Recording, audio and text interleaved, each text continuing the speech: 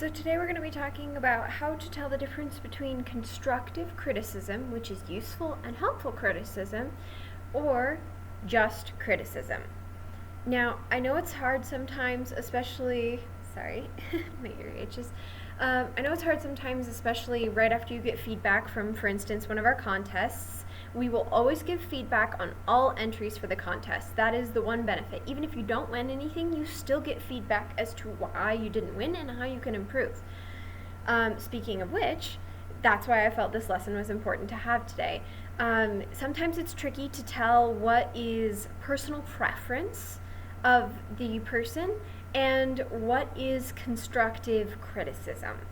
So I'm here to help you be able to tell the difference for both this contest if you entered it and future contests if you intend to enter future contests, as well as dealing with professors, friends and family, and others when it comes to constructive criticism versus opinions. All right.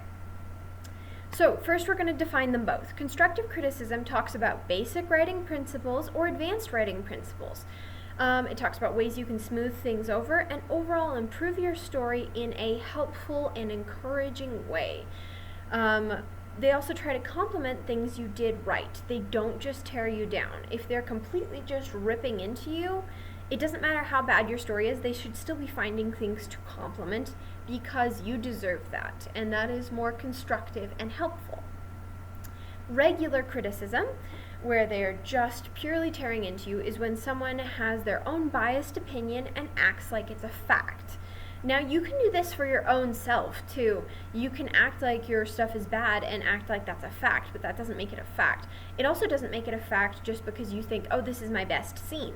I have had several short stories that I've submitted to contests and for publication, and people have said, this is my favorite scene and this is my least favorite scene. And sometimes their least favorite scene is what I thought was my best scene, and the one that they think has the most problems is sometimes the one I think is my best scene.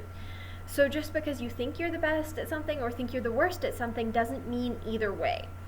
It is good to know your strengths and weaknesses, but sometimes you don't even know your own strengths and weaknesses, and that can be hard. Long story short, you are biased, other people are biased, and therefore criticism is hard to depict from constructive criticism because that bias can sneak in. So we're going to be talking about some examples of constructive versus not constructive and how to be able to tell the difference. One thing that you can use as a general indicator of if their opinion is being constructive or not is, are they a professional that specializes in your genre? Are they a professional fantasy editor and your novel is fantasy? If they're a professional fantasy editor and your novel is romance, then you might want to second guess their opinion and get another specialist. However, if they are an editor in the fantasy field, you can get a second opinion, but you might want to at least consider it. That being said, another thing that you might want to look into if you get a second opinion is how much does the opinion differ? If it's accurate, it shouldn't differ that much. If it goes from being I love this story to I hate this story, that is going to be like, okay, you might even need a third opinion at that point. Now if 2 out of the 3 say I love this, that's great.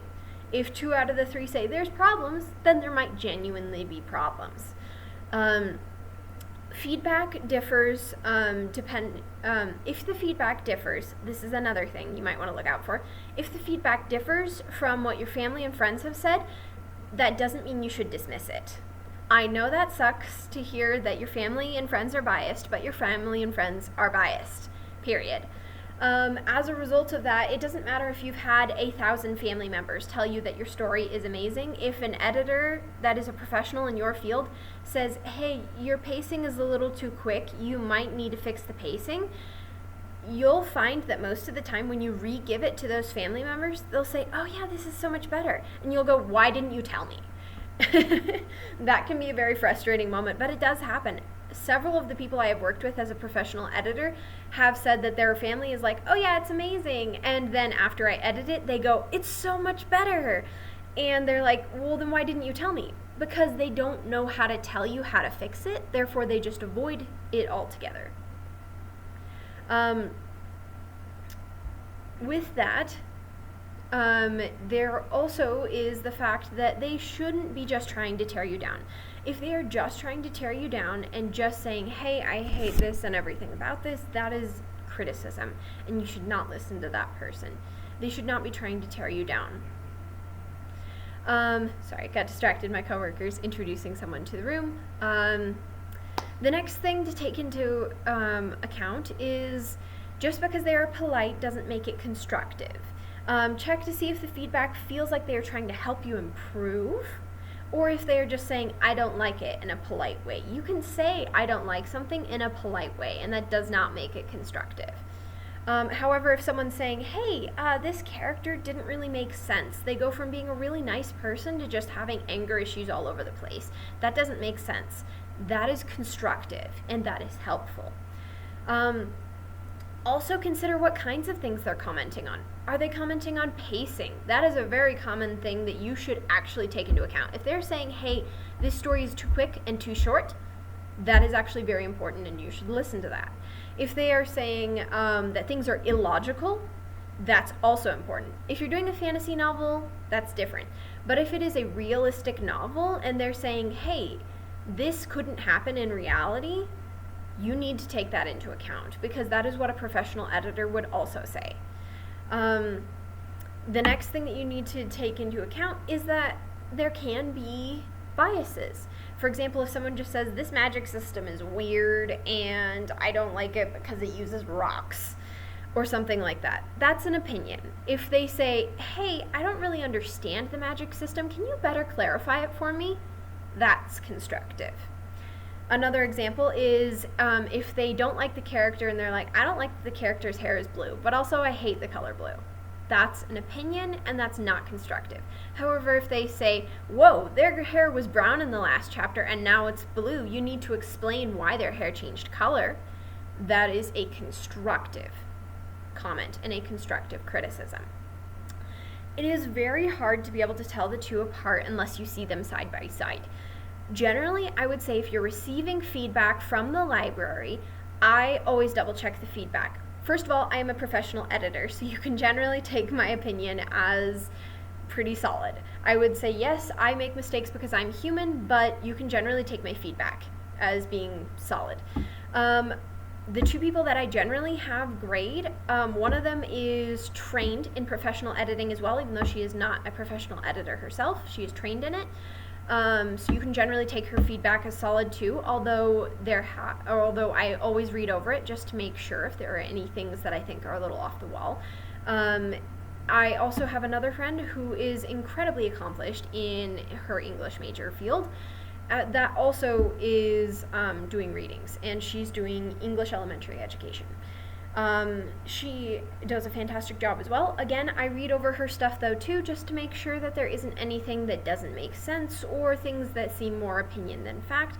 However, if there are things that are opinion based, it's good to know those things as opinions, but generally it is more important to have constructive criticism. I would say, because of the fact that I am an editor and that I then review the feedback given by these people, you can generally take the feedback from these contests as being constructive criticism. I will do my very best to not allow just straight up criticism when it comes to these contests. I want them to be constructive. I want them to be helpful for you. I want them to help you move forward, just like we've been talking about today. Constructive criticism is helping you to grow as a writer and to improve your craft. It is not here to make you feel bad. It is not here to make you feel guilty. Do not see it as a sign of you being a bad writer or of your self-worth. You are a great writer, and even if you need to improve your craft, that doesn't make you any less of a great writer. Please keep that in mind, and please keep entering into the contests. If you are looking for feedback, this is a great way to get feedback, but even if you aren't looking for feedback, this is a great way to learn and a great learning opportunity. You can learn a lot about you and your writing style and how things work or don't work for you. You can also experiment with various genres, and you can experiment with various characters, it gives you an opportunity to experiment and to practice. That's what these contests are really for. Sure, I have winners, but ultimately the reason I do the participation prizes is because of the fact that I personally feel that even though, yes, it is a contest, you still entered, and it is about entering and practicing. So yes, will there be a first, second, and third place for teen and adult categories? Absolutely. But that doesn't mean that it is not worth it to come get your feedback and to come see how you can improve as a writer, especially because that's what I would love to see. I would love to see people re-entering and improving their craft based on the feedback that we have given. That is what I would really love to see from these contests. Thank you so much for participating if you participated, and if you didn't participate, please consider participating. And if you have any other questions about constructive criticism versus just regular criticism, please feel free to comment below. Hey, I got said feedback, is this constructive or should I just toss it? And I am more than happy to give you my opinion on whether or not it is constructive. Now, granted, it is my opinion, but generally I would say I'm very good at being able to tell what's constructive and not constructive due to the fact that I am a professional editor. Again, thank you so much for watching, and I hope you have a lovely week.